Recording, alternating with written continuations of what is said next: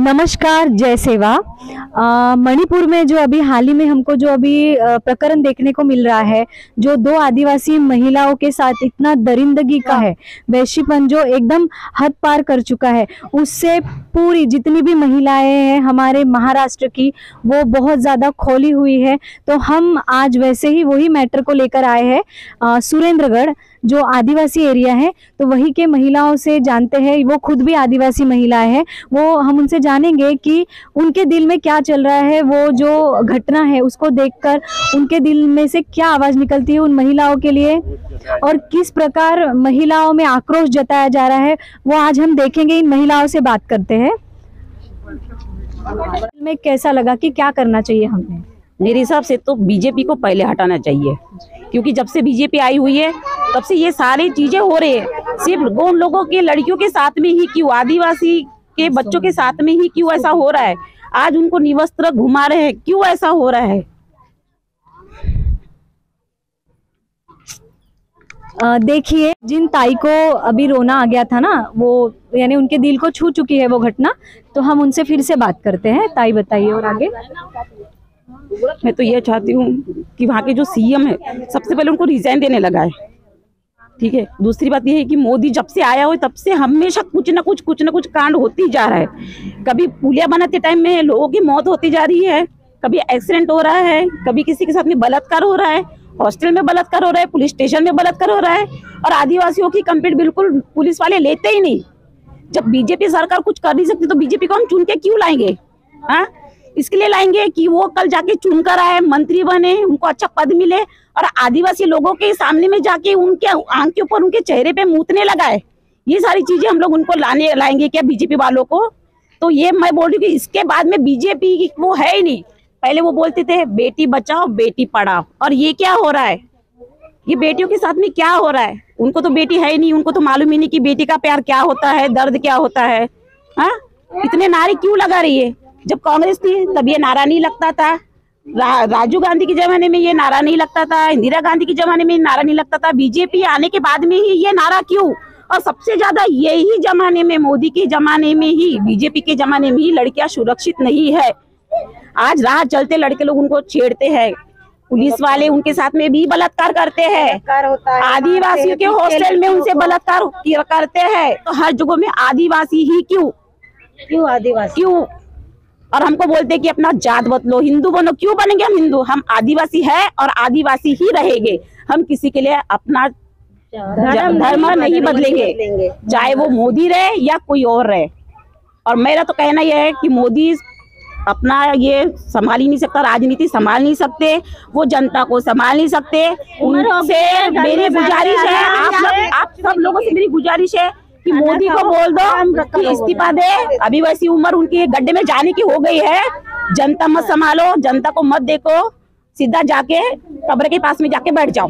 यही टाइम है अभी उनके पास में। मुसलमान का झगड़ा हो चुका बहुत हो रहा है, बहुत जातिवाद कर रहा है वो सब कुछ। मेन अपने जात को, हमारी जात को, हमारी आदिवासी समाज को बहुत पीछे जाके छोड़ दिया नहीं है।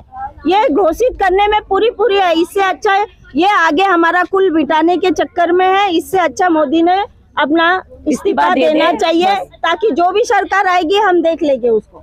पर ये मेरी आप लोगों से विनती है, सभी लोगों से, कि जब मोदी सरकार संभाल नहीं सकती, हम लोग सरकार को जैसे राजनीति में बिठाते हैं, उनको मंत्री बनाते हैं, सरकार की उनको पद देते हैं, तो वैसा उनको वहां से हम लोग उतारने की भी तैयारी रखते हैं। तो मेरा ये कहना है कि अगर वो अपना पद नहीं संभाल सकते तो वो इस्तीफा देके अपने घर में आराम कर सकते हैं। तो इस बार फिर आप लोग सब लोग बीजेपी को वोट नहीं देने वाले? नहीं, हम तो बिल्कुल नहीं देंगे, बीजेपी को देने वाले हैं नहीं। बीजेपी को हम लोग वोट देंगे और हमारी लड़कियों को बोलेंगे कि जाओ और बीजेपी वालों के साथ में सोकर आ जाओ, या लेके जाओ भैया बीजेपी वाला, नहीं कोई मिल रहा तुम्हारे तो लेके जाओ, आदिवासी की लड़कियों को निवस्त्र करो और घुमाओ। ये देंगे हम उनको, ये मौका देंगे उनको अभी बीजेपी वालों को। सेवा, मैं शोभा शर्मा की हूँ, एक आदिवासी महिला हूँ, जो अभी ये मणिपुर का जो कुछ है, वो जो कुछ देखे है, जो कुछ है वो बोलने की और कुछ नहीं। आज पूरे देश में ये फैल गया है कि क्या हुआ है क्या नहीं हुआ है। मोदी सरकार ने कम से कम 2 महीने तक ये बातें किसी के कानों कान खबर नहीं आई। इतना बड़ा गांव हमला हो गया, लोगों को मार डाले, उस लेडीज लोगों के ऊपर भी क्या बीती होंगी बताने की कोई बात नहीं है। ये सब जगह फैल गया है, फिर भी ये मोदी सरकार आज तक 2 महीने तक इस बात को दबा के रखा गया, हम लोगों से छुपाया गया, लोगों से छुपाया गया। ये सरकार को वाकई सब जो बोल रहे हैं सही बोल रहे हैं। अब आप तक आई, महंगाई कर दी है, लोग गरीब लोगों ने और गड्ढे में जा रहे हैं और मर रहे हैं, और किसान लोग सब दुखी है। तो ऐसी सरकार को बार बार लाके कोई मतलब नहीं। आज उस मणिपुर में, उस गाँव में, उस लोगों में जिनने ये घटना सहन किए हैं, उस लोगों पे क्या असर हो रहा होगा, बेचारे लोगों क्या, कहाँ कितने लोग, क्या हाल हो रहा होगा, क्या कर रहे होंगे। सरकार अभी तक गई नहीं है, कुछ पूछी नहीं है, बस कोई भी जाता है उनको सलाह देता है, लेकिन उस लेडीज की इज्जत वापस नहीं आ सकती है। या फिर और कोई भी बातें में कोई खरा नहीं है। गरीब और गरीब होते चले जा रहे हैं और महंगाई बढ़ते जा रही है। इससे सबसे ज्यादा ये घटना के वजह से मोदी को हटाना चाहिए। बस मैं इतना कह के अपना जय सेवा। मेरा नाम किरण पुस्नाके है, मैं आदिवासी हूँ। और जिस अभी आदिवासी का जो हादसा हुआ, उस हादसे से मैं बहुत ज़्यादा डर चुकी हूँ, क्योंकि मैं जिस जगह पे रहती हूँ, वो जो जहाँ ऐसा हादसा हुआ, वो हादसा में वो जगह अलग है, पर जिस जगह में मैं रह रही हूँ उस जगह में भी ऐसे बहुत से ऐसे हादसे हो चुके हैं, हो रहे हैं। उसके लिए मैं बहुत शर्मिंदा हूँ कि जो सरकार जो बन चुकी है, वो सरकार इसके लिए क्यों नहीं कर रही कुछ ऐसा, लेडीज लोगों के लिए क्यों ऐसा, मतलब क्यों ऐसा हो रहा है। उसके कारण कोई मतलब ऑक्सीजन नहीं करते, कोई कुछ नहीं करता। पुलिस वालों को बोलो तो पुलिस वाला ध्यान नहीं देता ये चीज़ों में। और लेडीज़ को सबसे ज़्यादा क्यों तकलीफ है और क्यों ऐसी प्रॉब्लम में होती कि हर कहीं भी जाती तो वो हादसा होता है, ऐसा हादसा होता है, तो क्यों ऐसा होता है। इसलिए सरकार ऐसा क्यों करना सोचती है कि पहले हम लेडीज़ लोगों के लिए कुछ साधन करना चाहिए, कुछ करना चाहिए, ऐसा हादसा नहीं होना चाहिए।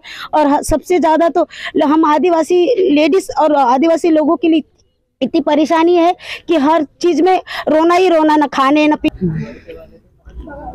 मेरी और एक बात है आपके सामने में कि जो हमारे देश की जो लड़कियां हैं, पहलवान लड़कियां जो गोल्ड मेडलिस्ट है, उनके साथ में भी बीजेपी के सांसद वालों ने शोषण किया है। फिर भी बीजेपी सरकार के वहाँ के कार्यकर्ता होने के बाद भी उन्होंने उनके लिए कुछ लड़े नहीं, कार्रवाई नहीं किए। तो जब उनके साथ में गोल्ड मेडलिस्ट लड़कियों के साथ में बलात्कार हो सकता है, शोषण हो सकता है, तो हम तो ऐसा कुछ नहीं, हम तो एक साधारण लड़की है, तो हमारे साथ में क्या नहीं हो सकता। और ये सब कुछ हो रहा है बीजेपी की सरकार द्वारा। हर जगह पे शोषण होता है तब भी बीजेपी रहता है, दंगे होते हैं तब भी बीजेपी होता है, किसी के ऊपर जुल्म होता है तब भी बीजेपी होता है। हमेशा बीजेपी का ही कार्यकर्ता क्यों रहता है हर जगह पे। क्या बीजेपी वालों को इतनी छूट दी है कि तुम कुछ भी करो जनता के साथ में, हम तुम्हारा साथ देंगे। पुलिस वालों को बीजेपी सपोर्ट करता है। हम लड़कियां इसलिए पैदा करें कि हमारे ऊपर शोषण हो जाए और शोषण करके छोड़ दिया जाए खुले में। हर महिला को कैसा लग रहा होगा। उनका कहना ऐसा है कि जैसे ही उन आदिवासी महिलाओं के साथ उन्होंने आज ऐसा किया है, तो इनका कहना ऐसा है कि कल को हमारे साथ भी होगा, फिर भी सरकार चुप रहेगी और कोई कदम नहीं उठाएगी। अब हम आगे बढ़ते हैं और जानते हैं। आप बताइए, आपको कैसा लग रहा है? मैडम, वैसे तो मुझे लग रहा है कि उनको तो फांसी के साथ ये देना चाहिए, फांसी देना चाहिए जिन्होंने भी ऐसा किए हैं। और जो भी लोग हैं वहाँ पे, जो आदमी लोग भी ऐसे घूम रहे हैं, उनके घर में भी माँ बहन है नहीं क्या? उन्होंने सोचना चाहिए कि हमारे घर में हम भी वही माँ से पेट से जन्म लिए हैं। वो सब देख के उन्होंने ऐसे सोचना चाहिए कि ऐसा ये गलत हो रहा है सब।